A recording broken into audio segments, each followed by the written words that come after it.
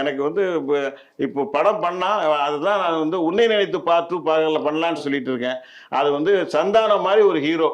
அவர் வந்து ஒரு காமெடியன். அந்த லார்ஜர் என்னெல்லாம் கோல்மால் பண்ணி ரன் பண்றாரு. உன்னை நினைத்துல நடிச்ச அதே மாதிரி டுபாக் ஒரு ஜோசியர், டுபாக் ஒரு வைத்தியர், டுபாக் ஒரு சிங்கர் எல்லாம் இருப்பாங்க.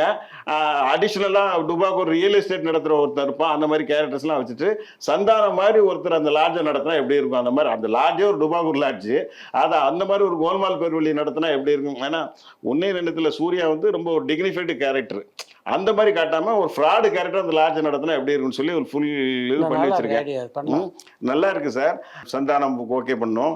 ப்ரொடியூசர் அதுக்கு கிடைக்கணும். ஏன்னா அது என்னன்னா அந்த பார்ட் 2 இருந்தா எனக்கு என்னமோ அதே இடத்துல அதே மாதிரி செட்டு போட்டு எடுக்கணும் சார். அது இடம் தான் இருக்கு, செட்டு போடலாம். இடம் இருக்கு, செட்டு போடுறது ப்ரொடியூசர் வேணுமே.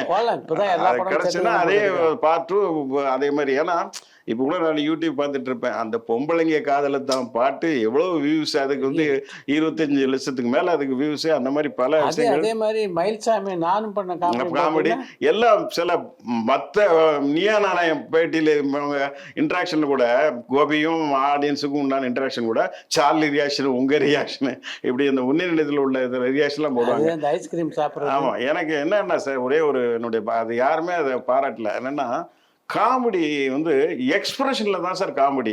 அதை யாருமே க்ளோஸ்அப்னு அதிகமாக க்ளோஸ்அப் வைப்பேன். அதை யாருமே பாராட்டல. சும்மா லாங் ஷாட்ல டயலாக் பேசி ஏதோ ஒன்று பேசிட்டா என்ன காமெடி இருக்கு? அந்த காமெடின்னு அதுக்கு ஒருத்தன் சொல்றான், சீக்வன்ஸ் இருக்கணும். அதுக்கு அவன் என்ன கவுண்டர் எக்ஸ்பிரஷன் கொடுக்குறான், அதனால அந்த ரியாக்ஷன் எடுப்படுது.